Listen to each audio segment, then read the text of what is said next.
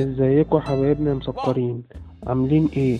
قبل لما نبدأ حلقتنا ما تنسوش تصلوا على النبي محمد عليه افضل الصلاة والسلام. ودي قناة ملخص في المسلسل مهتمية بتلخيص الافلام والمسلسلات الجديدة، ولو عايزين افلام او مسلسلات معينة اكتبوا لنا في التعليقات تحت، وعلشان تكوني اول واحدة او علشان تكون اول واحد يوصل له كل جديد وقديم ادعمنا باللايك الجميل والاشتراك اللذيذ علشان يوصلكوا كل جديد وقديم. ويلا نخش في موضوع حلقتنا علشان ما نطولش عليكم. في حاجة مهمة ومفاجأة كبيرة كنت هنسى اقول لكم عليها، بس هتعرفوها في نهاية الفيديو، فالرجاء متابعة الفيديو الى النهاية. وبحب اشكر كل اخ واشكر كل اخت، وبيكوا بدعمكم حبايبنا يا حلوين هنقدر نوصل القناة دي إلى 2000 مشترك إن شاء الله. أنا آسف إني طولت عليكم. هنتكلم النهاردة عن العروس الحلقة 70، وهسيبكم مع الإعلان دلوقتي مترجم للعربية. Aslında alırsın üstünden Cem. İki elim yakanda olacak, duyuyor musun? Beni gerçek katil yaptı. Bak. Benim zavallı yavrum.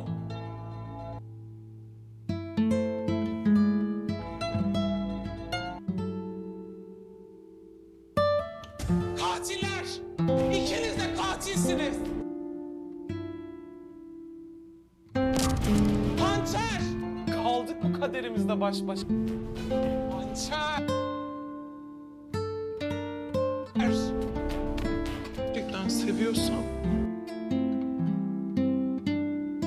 beni.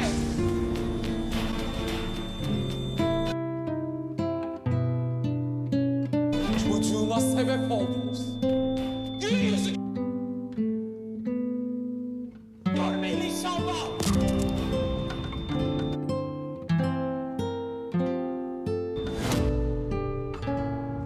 Bırak beni.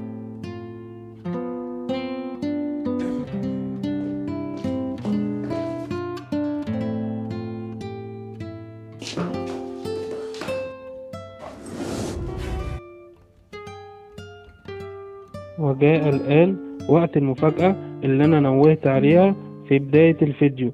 القناة بتاعتكم دي هتنزل حلقات مجمعة من هذا المسلسل إن شاء الله، فاكتبوا لنا في التعليقات الحلقات اللي انتوا عايزينها وأنا هاخد بالأولوية.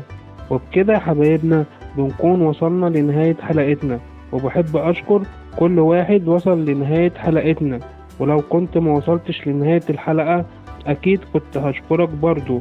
ولو أول مرة تشوفنا ادعمنا باللايك الجميل والاشتراك اللذيذ علشان تكوني أول واحدة أو علشان تكون أول واحد يوصله كل جديد وقديم.